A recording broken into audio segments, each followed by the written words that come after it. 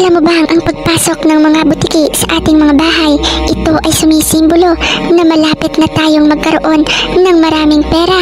Ang videong ito ay isang gabay lamang. Ang astrolohiya at ang mga bituin ay siyang nagbibigay linaw at pahiwatig upang mailahad ang ating katanungan.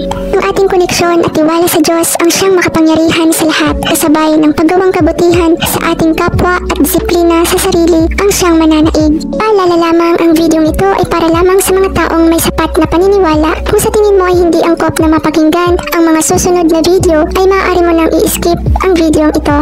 Ang butiki ay isa sa kilalang hayop na pinakamabait. Ito rin ay pinoprotektahan tayo sa mga insektong dumadapo sa atin, katulad ng lamok at iba pa. Kung kaya't malaking na itutulong ng mga butiki sa ating mga kabahayan. Subalit sa video kong ito, aking ibabahagi sa inyo ang senyales ng mga butiki na simbolo na ito ay may dalang mga swerte at paniguradong dadami ang iyong pera kapag dinadalaw ka ng mga butiki sa inyong bahay. Ang una sa mga senyales na ikaw ay magkakapera, lalong-lalo na kung ikaw ay may negosyo, mas lalo pang lalago ang iyong negosyo kapag lagi kang dinadalaw ng mga butiki at sadyang napakarami ng mga butiking ito na pumapasok sa iyong bahay. Sadyang nagtataka ka na kung bakit lalong dumarami ang mga butiking ito. Minsan pa'y pumapasok ito sa iyong silid o sa iyong kwarto o kaya naman sa mga kusina. Sadyang hindi mo maiwasan ang makakita ng butiki sa loob ng inyong bahay. Huwag kang mag-alala dahil ito ay may hatid ng napakagandang mensahe at magandang balita. Senyales ito na lalago pa ang iyong negosyo dahil senyales lamang ito na dadami pa ang iyong kita sa negosyo. Alam mo bang hindi ito biro dahil nangyari na rin ito sa akin at masasabi ko sa inyo 100% ito ay talagang totoo. Ang pangalawang senyales naman, kapag madalas kang nakakarinig ng huni ng mga butiki, tila ba parang ito ay umaawit kapag ikaw ay nasa isang silid, lalong-lalo na kung tahimik ang kapaligiran. Dahil aking ibabahagi sa inyo ang aking naging karanasan mula nung ako'y pumunta sa aming kusina at ito ay medya ora ng gabi at ako'y mag-isang nakaupo lamang sa lamesa habang ako ay abala sa paggawa ng proyekto at tila parang nakakarinig ako na umaawit ang isang butiki sa aking likuran at pagkalipas ng isang oras ay narinig ko na naman ito at halos madalas ko itong marinig, hindi lamang isang beses kundi maraming beses na. Ito pala ay nagpapahiwatig na may perang paparating sa akin at sa miyembro ng aking pamilya. Ang pangatlong senyales naman ng butiki na ito ay may hatid na magandang balita at swerte. Kapag madalas ka nang makakita ng mga pamilyang butiki katulad ng ina o amang butiki na naghahabulan sa dingding o kaya naman ang kanilang mga anak na butiki at ang mga magulang nito ay naghahabulan sa dingding, tila ba parang naglalaro sila at masayang masaya. Ito ay nagpapahiwatig lamang na may paparating na bagong opportunity sa iyong buhay. O maaaring sa kasalukuyan mong sitwasyon, ikaw ay makakamit ng maraming pera, lalong-lalo na kung ikaw ay may negosyo o tindahan. Ito ay nagsisimbolo na masisiyahan ka sa iyong kita dahil maraming customers ang darating sa iyo.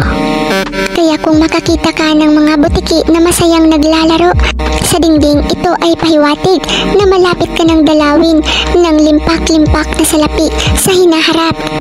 Ang pang-apat na senyales tungkol sa butiki na may dalang swerte at magandang balita, kapag madalas ka nang nakakakita ng butiki na tumatalon o minsan pa ay nahuhulog ito mula sa kisame, ito ay nagpapahiwatig lamang na may paparating na bagong opportunity sa iyo o kaya naman makakahawak ka ng malaking pera sa hinaharap.